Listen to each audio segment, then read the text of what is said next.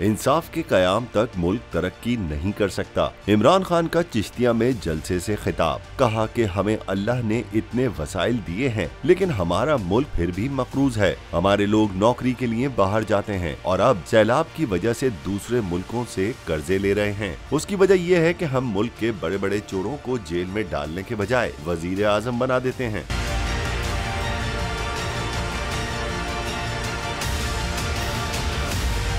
इमरान खान ने हुकूमत पर तनकीद करते हुए कहा कि जो आज हमारे मुल्क में सरबराह बन के बैठे हैं वही लोग 30 साल से मुल्क को बेचकर खा रहे हैं। शहबाज शरीफ और उनके बेटे ने अदालत में कहा कि हमारा FIA का केस खत्म किया जाए। वो केस ये है कि जिसमें उन पर इल्जाम है कि 16 अरब रुपए उन्होंने अपने नौकरों के नाम पर लिया। इन दोनों को इस पर सजा होने वाली थी लेकिन ये लोग बैरूनी साजिश के जरिए इख्तिदार में आ गए और अपने चारों नौकरों को मरवा दिया।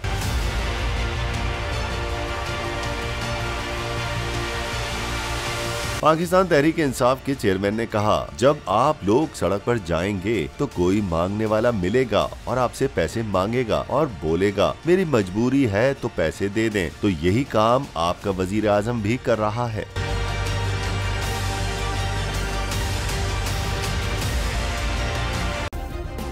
सब्सक्राइब करें और बेल दबाएं ताकि कोई खबर रह न जाए।